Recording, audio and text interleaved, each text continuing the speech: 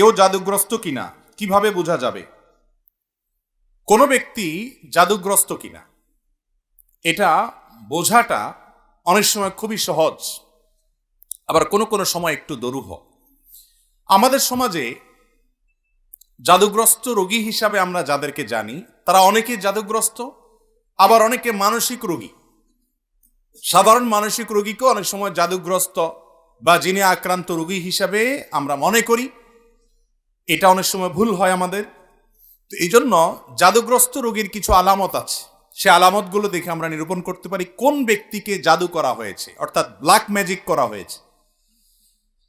এর আগে বলে রাখি যে ব্ল্যাক ম্যাজিক যে করে আর যে করায় পয়সা দিয়ে, এই উভয় ব্যক্তি শুধু কাবিরা গুনাহকারী নয়, বরং এই জাদুর কাজ যে ব্যক্তি করে, জাদুকর বা ব্ল্যাক ম্যাজিশিয়ান যে ব্যক্তি ব্ল্যাক ম্যাজিক করে মানুষের ক্ষতি করে, ইসলামী শরিয়ার দৃষ্টিকোণ থেকে সবচাইতে জঘন্য শাস্তির মুখোমুখি সে ব্যক্তি হবে। মৃত্যুদণ্ডের শাস্তি ইসলামী আদালত তাকে দিবে। এইটাই হলো ইসলামী শরিয়ার বিধান। এত জঘন্য অপরাধ। আর জাদুর বাস্তবতা, এটাকে আমাদের অনেক তথাকথিত বিজ্ঞান মনস্ক ভাইয়েরা অস্বীকার করেন। তারা বলে অলৌকিক বলতে কোনো কিছু নাই, তারা অলৌকিকতাকে অস্বীকার করে। আমার মনে হয় এই একটা পয়েন্টে যদি একজন মানুষ নির্মোহভাবে নিরপেক্ষভাবে একটু যাচাই করার চেষ্টা করেন যে আসলে জাদু বলতে কোনো কিছু আছে কি, বা জেনে ধরা রোগী বা জিনের উপদ্রব বলতে কোনো কিছু আছে কিনা, একটু যদি অনুসন্ধান করা হয় এবং সেটা যদি ইনসাফের সাথে করা হয়, নির্মোহভাবে করা হয়, আমার তো মনে হয় এই যুগে আল্লাহর কোরআনের প্রতি ঈমান আনার জন্য আর কিচ্ছু দরকার নাই, এই একটা পয়েন্টই যথেষ্ট।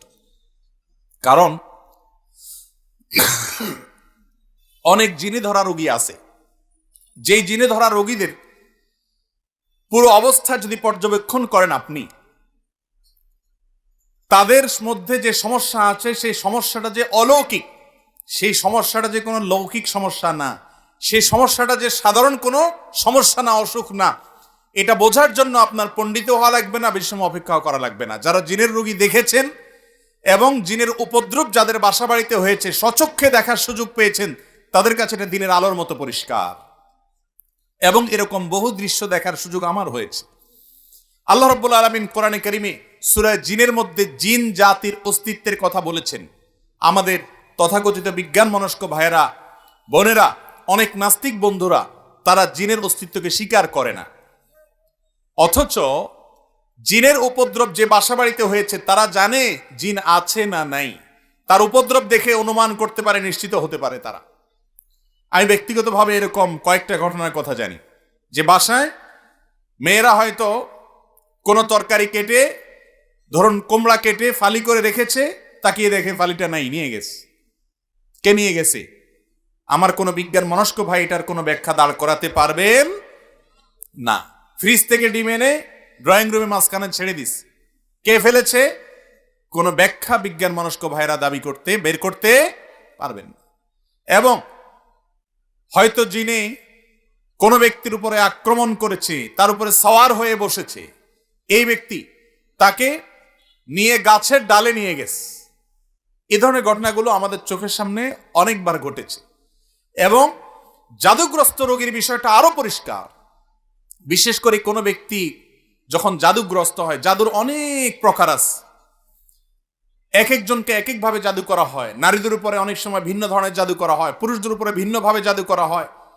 এই জাদু কারোর উপরে করা হয়েছে কিনা এটা বোঝার জন্য একটা মৌলিক আলামত হলো জাদুগ্রস্ত ব্যক্তি কোরআনে কারিমের তেলাওয়াত সহ্য করতে পারে না, কোরআনের তেলাওয়াত সহ্য করতে পারে না। গত বোধহয় কয়েক সপ্তাহ আগে আমার বাসায় এরকম একজন রোগীকে এক ভদ্রলোক নিয়ে আসলেন, এনে বললেন, ভাই এই লোকটাকে কেউ বা কারা জাদু করেছে, ব্ল্যাক ম্যাজিক করেছে।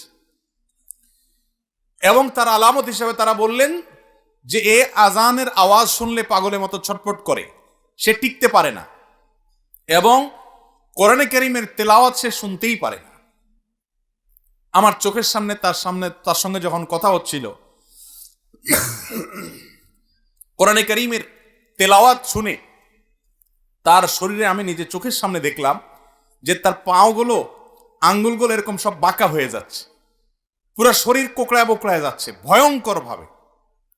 আমার বিজ্ঞান মনস্ক ভাইয়েরা, কোরআন তেলাওয়াতের সময় কেন এমন হয়? তেলাওয়াত শেষ আবার সে স্বাভাবিক, এটার কোনো ব্যাখ্যা কিয়ামত পর্যন্ত হয়তো দাঁড় করাতে পারবেন না। এই জাদুর অস্তিত্বকে অস্বীকার করার কোনো সুযোগ নেই। কোরআনে কারিমে আল্লাহ রাব্বুল আলামিন জাদুর অস্তিত্বের কথা উল্লেখ করেছেন, জিনের উপদ্রব হয় সে কথা আল্লাহ তাআলা কোরআনে উল্লেখ করেছেন। এই জন্য কোনো ব্যক্তি জাদুগ্রস্ত কিনা এটা বোঝার জন্য একটা মৌলিক আলামত হলো কোরআনে কারিমের তেলাওয়াত সাধারণত জাদুগ্রস্ত রোগী সহ্য করতে পারে না এবং অস্থির হয়ে যায়, কখনো শরীর ফুলে ওঠে, কখনো ছটফট করে, কখনো সে তেলাওয়াত বন্ধ করার জন্য তার যত জোর আছে তত জোর দিয়ে চেষ্টা করে। আমার পরিচিত অনেক মানুষ আছে এমন যাদের কথা জানি আমরা, কোরআন তেলাওয়াত তারা সহ্য করতে পারে না। এটা একটা আলামত যে লোকটাকে ব্ল্যাক ম্যাজিক করা হয়েছে। এরকম আরো বহু আলামত আছে। কখনো কখনো ব্ল্যাক ম্যাজিক করা হলে এই ব্যক্তি দিন দিন শুকায় যায়, খেতে পারে না, বাসার থেকে বের হতে পারে না, বিছানা থেকে উঠতেও পারে না ভালো করে। এমনিতে তার মধ্যে কোনো রোগ নেই।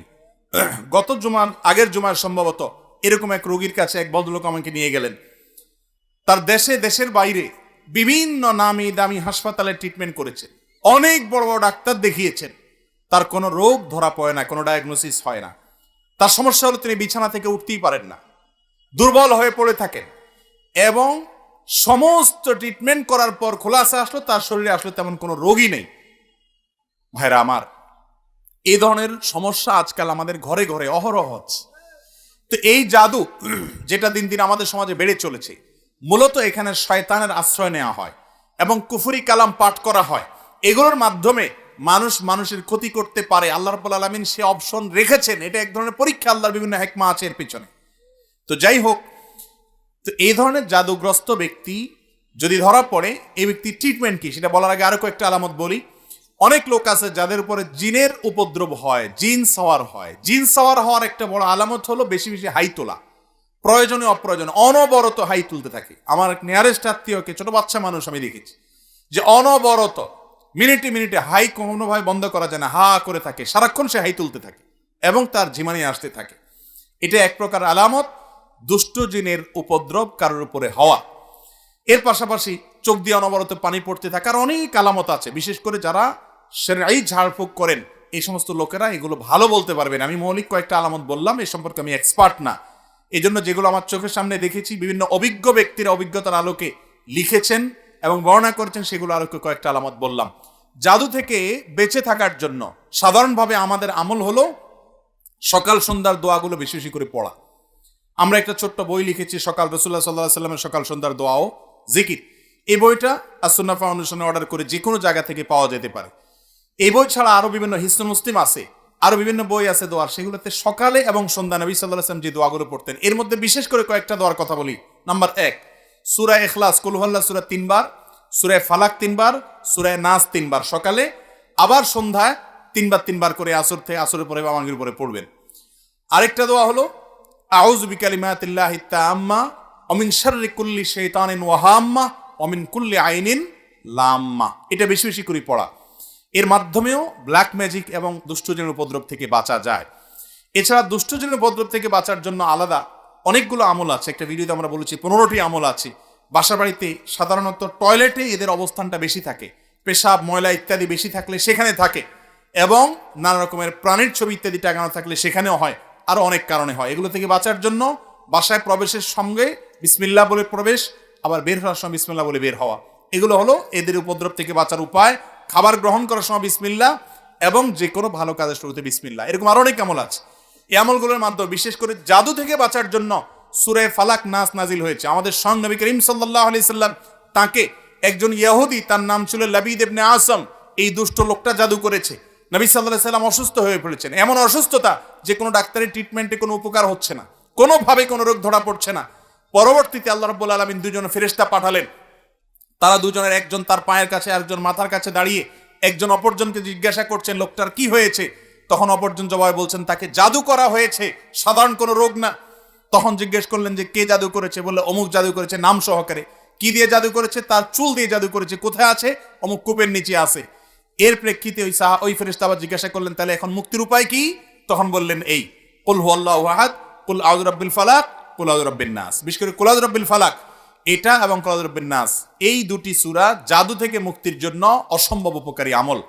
আর কোনো বাসায় এই ধরনের কোনো উপদ্রব থাকলে সূরা বাকারা তেলাওয়াত করা সম্পর্কে হাদিসে নবী করিম সাল্লাল্লাহু আলাইহি ওয়াসাল্লাম বলেছেন, যে বাসায় সূরা বাকারা তেলাওয়াত করা হয় সে বাসায় দুষ্ট জিন বা শয়তানের উপদ্রব থাকে না।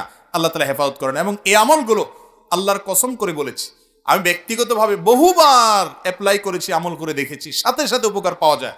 কোনো কোনো সময় ছোট ছোট বাচ্চাদেরকে দেখবেন 2 বছর 3 বছরের বাচ্চা এমন অস্বাভাবিক আচরণ করে যে অস্বাভাবিক আচরণটা কোনো ব্যাখ্যা দিয়ে আপনি দাঁড় করাতে পারবেন। হঠাৎ করে সে পাগলামি এমন করে, সীমা ছাড়িয়ে পাগলামি করে, আপনি সাথে সাথে আউযু বিসমিল্লাহ পড়ে সূরা ফাতিহা পড়েন, সূরা ইখলাস, ফালাক এবং নাস, কুল হুয়াল্লাহু কুল আউযু বিরাব্বিন নাস, যতটুকু পারেন নিজে নিজে পড়েন, পড়ে তাকে ফু দেন।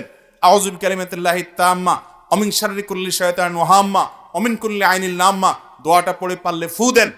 এবং আর কিছু না পারেন অন্তত 3 কুল পড়ে পড়ে ফু দেন। সাথে সাথে ইনশাআল্লাহ আপনি দুষ্টজনের উপদ্রব থেকে বাঁচার আলামত নমুনা পাবেন। আর কিছু না পারেন সূরা বাকারার তেলাওয়াত, কোরআনে কারীমের তেলাওয়াত অনলাইন থেকে, ইউটিউব থেকে খুঁজে বের করে চালু করে দেন। সাথে সাথে দেখবেন যদি ওই জাতীয় সমস্যা হয়ে থাকে, দেখবেন সে শান্ত হয়ে গেছে। এবং এটাও ব্যক্তিগতভাবে আমি বহুবার আমল করে দেখেছি। অতএব ব্ল্যাক ম্যাজিক এখন ঘরে ঘরে, দুষ্টজনের উপদ্রব এখন ঘরে ঘরে, যারা সাফার করছে তারা জানেন। আমাদের সবাইকে নবী করিম সাল্লাল্লাহু আলাইহি ওয়াসাল্লামের শেখানো আমলগুলো করতে হবে। আর ব্ল্যাক ম্যাজিকের ট্রিটমেন্টের নামে যা হয় আমাদের দেশে, বিশেষ করে কবিরাজরা যা করে, এদের বেশিরভাগই হলো বাটপার কিসিমের, এদের বেশিরভাগ হলো প্রতারক কিসিমের।